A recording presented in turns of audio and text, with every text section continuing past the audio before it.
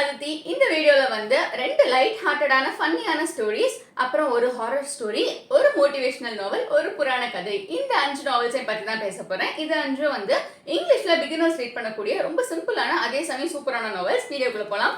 First book வந்து A Man Called Ove அப்படிங்கிற புத்தகம். எழுதினவர் வந்து ஃப்ரெட்ரிக் பேக்மேன். ஸோ டைட்டில் சொல்ற மாதிரியே ஓவ் அப்படிங்கிறவரோட வாழ்க்கையை பத்தி தான் இது சொல்லுது. ஓவ் அப்படிங்கிறவர் ஒரு 59 வயசுக்காரரு. அவருடைய மனைவி வந்து சோஞ்சா. அவங்க வந்து சமீபத்தில் இறந்து போயிட்டாங்க. ஓவுடைய வாழ்க்கை வந்து மொத்தம் பிளாக் அண்ட் ஒயிட். ஏன்னா அவர் வந்து ஒரு ஸ்ட்ரிக்டான மனுஷன், ஒரு சீரியஸாக வாழ்க்கையை அப்ரோச் பண்ணுறவர். ஆனால் அவருடைய மனைவி சோஞ்சா வந்து ரொம்ப ஒரு ஹாப்பியான பர்சன், ஒரு ஃபன் லவிங் பர்சன். மனைவி செத்ததுக்கு அப்புறம் அவருக்கு என்ன பண்ணுறதுன்னே தெரியாது வாழ்க்கையில். ஸோ அவர் ஒரு பிளான் பண்ணுறாரு, வாழ்க்கையில் நான் சாகணும் அப்படின்னு சொல்லிட்டு. சாகிறதுக்காக அவர் எல்லா ஏற்பாடுகளையும் பண்ணுறாரு. எது வரைக்கும் அப்படின்னா, அவருடைய வீட்டில் வந்து அவர் இறந்ததுக்கு அப்புறம் வந்து இதெல்லாம் செய்யணும் அப்படின்னு சொல்லி அதுக்கான காசு வரைக்கும் ரெடி பண்ணுறது, அந்த மாதிரி விஷயங்களையும் அவர் பண்ணுறாரு. என்னால யாருக்கும் எந்த கஷ்டமும் இருக்கக்கூடாது அப்படின்னு நினைக்கிற ஒரு மனுஷன் சாகணும் ட்ரை பண்றாரு. வீட்டுக்கு வெளியே வந்து எதிர் வீட்டுல புதுசா குடி வர்றாங்க. எதிர் வீட்டுக்காரங்க டமார்னு இடிச்சிடுறாங்க அவர் வீட்டு போஸ்ட் பாக்ஸை. சாகுறப்ப என்னடா இது பிரச்சனை அப்படின்னு சொல்லிட்டு போய் பாக்குறாரு. எதிர் வீட்டுல வந்து பர்வானே அப்படின்னு சொல்லிட்டு ஒரு பொண்ணு வர்றாங்க. அவளுக்கு ஹஸ்பண்ட், 2 குழந்தைங்க பிளஸ் ஒரு பிரெக்னென்ட் வேற இருக்கா. ஸோ இவங்க சாக போறாங்கலாம் பர்வானேக்கு தெரியாது இவர் சாக போறாரு அப்படின்னு சொல்லிட்டுலாம். ஆனா அவங்க வந்து ஒரு தடவையும் இவர் சாக போறப்ப வெரி கோயின்சிடென்டலி அவங்க வந்துருவாங்க. எப்படின்னா இன்னொரு தடவை வந்து அதே மாதிரியே திருப்பி சாகிறதுக்காக ட்ரை பண்ணுவாரு. அந்த டைத்துல அந்த பொண்ணு வீட்டு கதவு தட்டி, என் வீட்டுக்காரருக்கு ஆக்சிடென்ட் ஆயிடுச்சு, என்னை கார்ல கூட்டிட்டு போங்க அப்படின்னு சொல்லும். சரி, கார்ல கூட்டிட்டு போயிட்டு வரப்போ ரயில்வே ஸ்டேஷன் பார்ப்பாரு. ட்ரெயின் வேகமா வந்துட்டு இருக்கும். சரி, ட்ரெயின் முன்னாடி குதிச்சு நான் தற்கொலை பண்ணலாம் அப்படின்னு நினைச்சு போவாரு. பார்த்தா ட்ரெயின் ஷாக்ல ஏற்கனவே ஒருத்தன் இருப்பான். இவர் வேகமா போறதை பார்த்தோன்னா அவரை காப்பாத்துறதுக்காக தான் அவர் வந்திருக்காரு அப்படின்னு சொல்லிட்டு இவரை வந்து கிட்டத்தட்ட ஒரு ஹீரோ மாதிரி ப்ரொஜெக்ட் பண்ணிடுவாங்க எல்லாரும். என்னடா சாகணும்னு நினைக்கிறோம், இந்த பிளான் கூட இவ்வளோ ஃபெயிலியர் ஆகுது நமக்கு அப்படின்னு யோசிப்பாரு. பட் அதுக்கப்புறம் அவருக்கு வாழறதுக்கான மோட்டிவேஷனை எது கொடுத்துச்சு, அவருக்கு பாஸ்ட்ல அப்படி என்ன நடந்தது, ஏன் அவர் இப்படி ஒரு மனுஷனா இருக்காரு, இந்த விஷயங்கள் எல்லாம் ரொம்பவே அழகா சொல்லியிருக்கும். ஒரு பயங்கர ஃபன்னியான ஒரு லைட் ஹார்ட்டட் ரீட் இது. பிளஸ் இந்த ஆத்தரோட எல்லா புக்ஸுமே நல்லா இருக்கும்.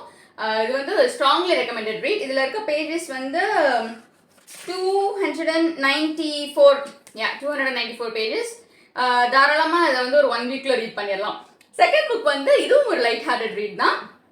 ஆர்கே நாராயணனோட மால்குடி ஸ்கூல் டேஸ் அப்படிங்கிறது. மால்குடி அப்படிங்கிறது ஒரு ஃபிக்ஷியஸ் டவுன். அதாவது ஆர்கே நாராயணன் வந்து அவருடைய பல கதைகள்ல இந்த மால்குடி அப்படிங்கிற இடத்த பத்தி சொல்லியிருப்பாரு. அதாவது மால்குடி அப்படின்றது ஒரு சின்ன ஊரு. அதுல இருக்கிற மக்கள்லாம் எப்படி இருப்பாங்க, நம்ம ஒரு ஏர்லி 90s கிட்ஸுக்குலாம் அந்த ஃபீலிங் தெரியும். வீட்டுக்கு ஒரு போஸ்ட் வருது அப்படின்னா அந்த போஸ்ட்டை எதிர்பார்த்து உட்கார்ந்துருப்பாங்க. வீட்டில் ஒரு ஃபங்க்ஷன் நடக்க போகுதுன்னா அந்த ஃபங்க்ஷனுக்கான முன்னேற்பாடுகள் அதெல்லாம் வந்து ஒரு 20 நாளைக்கு முன்னாடியே தொடங்கிடும். அந்த மாதிரி ஒரு க்ளோஸ் நிட் டவுன் அது. யாருக்கு என்ன பிரச்சனைனாலும் எல்லாருமே வருவாங்க. ஒரு ஏதாவது கிராமத்து வாழ்க்கைன்னு சொல்ல முடியாது, பட் ஒரு சார்ட் ஆஃப் வில்லேஜ் லைஃப், ஒரு அழகியலோட சொல்லியிருப்பார் அவரு. மால்குடி ஸ்கூல் டேஸ் வந்து இதெல்லாம் வந்து லைக் ஒரு ப்ராப்பர் நாவல் மாதிரி கிடையாது. குட்டி குட்டி கதைகள் இருக்கும். மால்குடி ஸ்கூல் டேஸும் அப்படிதான். மால்குடி டேஸ்னு ஒரு கதை புக் இருக்கு. அதுலயும் வந்து இண்டிவிஜுவலா சின்ன சின்ன கதைகள் தான் இருக்கும். இப்போ மால்குடி ஸ்கூல் டேஸ் பொறுத்த வரைக்கும் பார்த்துட்டீங்கன்னா ஒரு போஸ்ட் மாஸ்டரோட கதை. ஒரு சாம்பிளுக்காக அது போஸ்ட் மாஸ்டருக்கு வந்து அந்த ஊரில் ஒரு கல்யாணம் ஏற்பாடு பண்ணியிருப்பாங்க. போஸ்ட் மாஸ்டருக்கு வந்து ஒரு இது வரும், அந்த ஒரு டெலிகிராம் வரும். இந்த மாதிரி அந்த கல்யாணம் ஏற்பாடு பண்ணியிருக்காங்க இல்லையா, அந்த பொண்ணு வீட்டில் வந்து அவங்களுக்கு நெருங்கின ஒருத்தவங்க இறந்து போயிட்டாங்க அப்படின்னு சொல்லி, இப்போ போய் நான் அதை கொடுத்தேன்னா அந்த கல்யாணமே நின்றுடும் அப்படின்னு சொல்லி கல்யாணம் முடிஞ்சதுக்கு அப்புறம் தான் போய் கொடுப்பாரு. ஸோ அந்த அளவுக்கு மனித நேயத்தோட மக்கள் இருக்காங்க. அவரே சொல்லுவார், இது நீங்க தப்புன்னு நினைச்சீங்க அப்படின்னாலும் பரவாயில்ல, நீங்க என்ன தண்டனை கொடுத்தாலும் நான் ஏத்துக்கிறேன் அப்படின்னு சொல்லுவாரு. இதே நீங்க மால்குடி டேஸ்ல பாத்தீங்கன்னா ஈஸ்வரன் அப்படின்னு சொல்லிட்டு ஒரு பையன் இருப்பான். அந்த பையன் வந்து பல தடவை அந்த இன்டர்மீடியட் எக்ஸாம் ஃபெயில் ஆயிருப்பான். அந்த பையன் வந்து அதாவது சுத்தி இருக்கவங்க எல்லாருமே அந்த பையன் மேல நம்பிக்கையவே விட்டுருவாங்க. ஒரு தடவை வந்து அந்த பையன் சரி நம்ம சாகலாம் அப்படின்னு முடிவு பண்ணிடுவான். கிட்டத்தட்ட அவன் வந்து ஒரு தண்ணியில போய் குதிக்கலாம் அப்படின்னு சொல்லி பிளான் எல்லாம் பண்ணி லெட்டர் எல்லாம் எழுதி வச்சிருவான். சரி, இருக்க ரிசல்ட்டை பார்த்துட்டு குதிப்போம் அப்படின்னு ரிசல்ட்டை பார்ப்போம். அவன் வந்து பாஸ் ஆயிருப்பான். ஏன் நான் பாஸ் ஆயிட்டேன் அப்படின்னு சொல்லி ஒரு குஷியில வந்து தண்ணிக்குள்ள குதிச்சு செத்துருவான். ஸோ வீட்டில் வந்து லெட்டரை பார்க்குறப்ப என்ன இவன் மார்க் வாங்கலன்னு சொல்லி தற்கொலை பண்ணியிருக்கேன், இவன் தான் பாஸ் ஆயிட்டானே அப்படின்னு சொல்லி ஃபீல் பண்ணுவாங்க. அதாவது எப்படியெல்லாம் மனுஷங்க வந்து எவ்வளவு இக்னரண்டா இருக்காங்க அப்படிங்கறத சொல்ற மாதிரி கதைகள் இதெல்லாம்.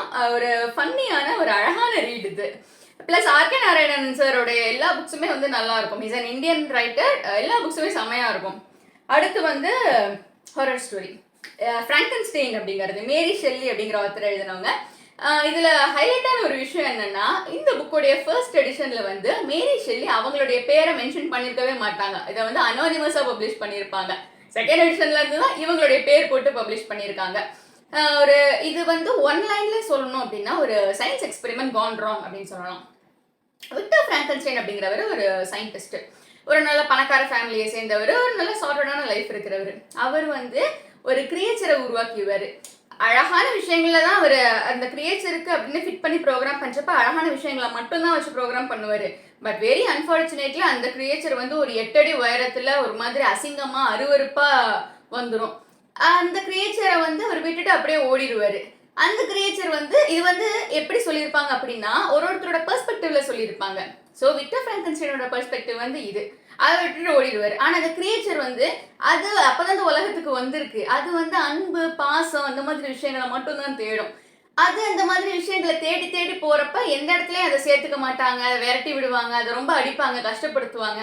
இந்த மாதிரி விஷயங்கள்லாம் நடக்கும். ஒரு கட்டத்துக்கு அப்புறம் அந்த கிரியேச்சர் வந்து ஹியூமனிட்டி மேல இருக்கிற நம்பிக்கையே போயிடும். அதுக்கு நேராக விக்டர்ட்ட வந்து கேட்கும், நீ என்னைய உருவாக்கிட்ட, சரி அப்ப எனக்கு ஒரு பேரை உருவாக்கி கொடு, இன்னொரு ஃபீமேலை நீ உருவாக்கி கொடு, நான் உன்னை எதுவும் பண்ண மாட்டேன் நான் அப்படின்ட்டு. இவரும் கிட்டத்தட்ட அதை உருவாக்க போயிடுவாரு. ஏன்னா ஊடால வந்து இவர் ஃபேமிலியில சில டெத்ஸ் எல்லாம் நடந்துரும். இந்த கிரியேச்சர் வந்து கொலை பண்ற ரேஞ்சுக்கு போயிடும். கொலை பண்ண ஆரம்பிக்கும் எல்லாரையுமே, எனக்கு ஒரு கிரியேச்சரை உருவாக்கி கொடு அப்படின்னு.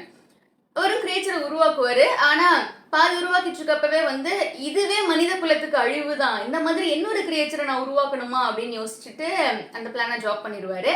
ஸோ அந்த கிரியேச்சர் வந்து நான் உன்னை கொன்னே தீருவேன், ஐ see you on your wedding night அப்படின்னு சொல்ல. ஏன்னா அவருக்கு கல்யாணமும் நிச்சயமா இருக்கும். அது அப்புறம் என்ன பண்ணுச்சு, கடைசியில் என்னதான் நடந்தது அந்த கதையில அப்படிங்கிறது தான் அதோடைய எண்டிங். இது வந்து ஆக்சுவலி குட்டி வெர்ஷன். இந்த வெர்ஷன் இப்போ வரைக்கும் அவைலபிளா இருக்கு. பட் ப்ராப்பர் பெரிய புக்கும் இருக்கு.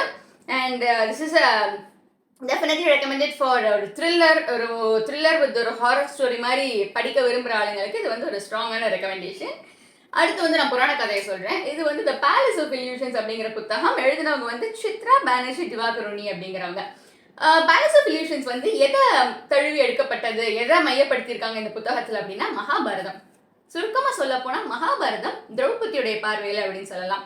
ஃபுல் மகாபாரத கதையே இதில் இருக்குமா அப்படின்னா கிடையாது. பட் திரௌபதியுடைய பார்வையில் கதையோட முக்கியமான சம்பவங்கள் எல்லாத்தையுமே வந்து ரொம்ப அழகாக சொல்லியிருப்பாங்க. திரௌபதி எப்படி பிறந்தாங்க, அவங்க பிறந்ததுக்கு அப்புறமா அவங்களுக்கு என்ன நடந்தது. ஏன்னா திரௌபதி வந்து சின்ன வயசுல அவங்களுக்கு தெரியும்.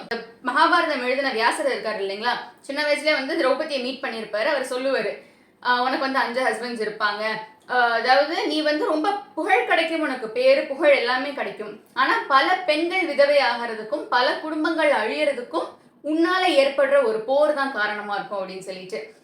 சின்ன வயசுல அது அவ்வளவு சீரியஸா எடுக்காதவங்க வளர வளர அவங்க இன்சிடென்ட்ஸ் எல்லாம் எப்படி அவங்கள எஃபெக்ட் பண்ணுது, எப்படி அந்த ஏன்னா இவங்களுடைய பிறப்பே வந்து அந்த ஒரு வாரை காஸ் பண்றதுக்கு இவங்களும் ஒரு முக்கியமான கேட்டலிஸ்டா இருப்பாங்க. போர் மொத்தமுமே இவங்களால வந்ததுன்னு சொல்ல முடியாது. அதுக்கான விதை வந்து என்னைக்கோ போடப்பட்டது. ஆனா அந்த போரை கொண்டுட்டு வர்றதுல இவங்களுடைய பங்கு வந்து ரொம்ப பெருசு அப்படின்னே சொல்லலாம். ஸோ ஒரு விஷயமும் எப்படி நடக்குது, இவங்களே சில இடங்கள்ல வந்து ரியலைஸ் பண்ணுவாங்க. திரௌபதி சொல்ற மாதிரி ரைட்டர் எழுதியிருப்பாங்க, இந்த இடத்துல நான் சிரிச்சிருக்க கூடாது, ஆனா நான் சிரிச்சிட்டேன், இதனால வர்ற விளைவு வந்து ரொம்ப பயங்கரமா இருந்தது அப்படின்னு சொல்லி ரொம்ப அழகா சொல்லியிருப்பாங்க. திரௌபதியோட ஃபீலிங்ஸ் எல்லாம் பயங்கரமா அழகா கன்வே பண்ணியிருப்பாங்க. இதுல வந்து மகாபாரத போரை பத்தின டிஸ்கிரிப்ஷன்ஸும் இருக்கும். Not in very detail, but on the ஹோலா திரௌபதியோட லைஃப் ஸ்டார்டிங் டு எண்டிங் எப்படி இருந்தது. ஏன்னா நம்ம எல்லாருமே வந்து பாராட்டி சொல்றோம், 5 ஹஸ்பண்ட்ஸ் இருக்காங்க, பாஞ்சாலி அப்படி இப்படின்னு. ஆனா அந்த பொண்ணு எப்படி ஃபீல் பண்ணா, இன்னும் சொல்ல போனா வந்து அவங்களுக்கு ஒரு வரம் கிடைச்சிருக்கும். ஒரு ஹஸ்பண்டோடய அவங்க ஒரு வருஷம் இருப்பாங்க. அடுத்த ஹஸ்பண்ட போறதுக்கு முன்னாடி நீ தூய்மை அடைஞ்சிருவ, நீ தூய்மை ஆயிட்டு அடுத்த ஹஸ்பண்ட போவ அப்படின்னு திரௌபதிக்கு யோசிப்பாங்க. அதனால எனக்கு என்ன பயன், இதே வந்து எனக்கு நான் யார் ஆர்டர் படி தான் இருக்கணும் உங்க ஹஸ்பண்ட்ஸோட, நான் வந்து யாரோட இருக்கணும்ன்றத சூஸ் பண்ற ஃப்ரீடம் எனக்கு கிடைச்சிருந்தா கூட பரவாயில்லையே அப்படின்னு சொல்லி நம்மளே இத்தனை வருஷம் யோசிச்சிருக்க மாட்டோம். அதெல்லாம் அந்த மாதிரி விஷயங்கள்லாம் சொல்லியிருப்பாங்க. இது வந்து ஒரு டெஃபினட் ரீட். புராண கதைகள் பிடிக்கும், மகாபாரதத்தை பத்தி தெரிஞ்சுக்கணும்னு ஆசைப்பட்டீங்கன்னா கண்டிப்பா அதை படிக்கலாம். இதுல வந்து லைக் அரௌண்ட் 360 பேஜஸ் இருக்கு. And this is a definite recommendation for mythology lovers. ஃபைனலாக சொல்ல போறது வந்து மோட்டிவேஷனல் ஸ்டோரி. இந்த கதையோட தலைப்பு வந்து ஓல்ட் மேன் அண்ட் தி சீ, தமிழையும் வந்து இருக்கு கிழவனும் கடலும் அப்படின்னு சொல்லிட்டு. இந்த புத்தகம் வந்து ஒரு சின்ன கதை. அதாவது ஒரு ஃபிஷர்மேன் இருப்பாரு, அவர் பேர் வந்து சாண்டியாகோ. சாண்டியாகோ வந்து 84 நாளா அவருக்கு எந்த மீனுமே கிடைச்சிருக்காது.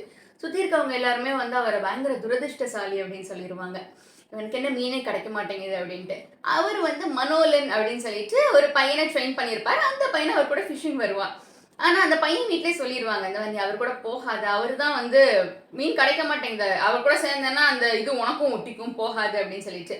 85வது நாள் அவர் வந்து அந்த கர்ஸை பிரேக் பண்றதுக்காக கப்பல் எடுத்துட்டு படகு எடுத்துட்டு போவாரு. போயிட்டு ஒரு பெரிய மீனை பிடிப்பாரு. அது பேர் வந்து மெர்லின்.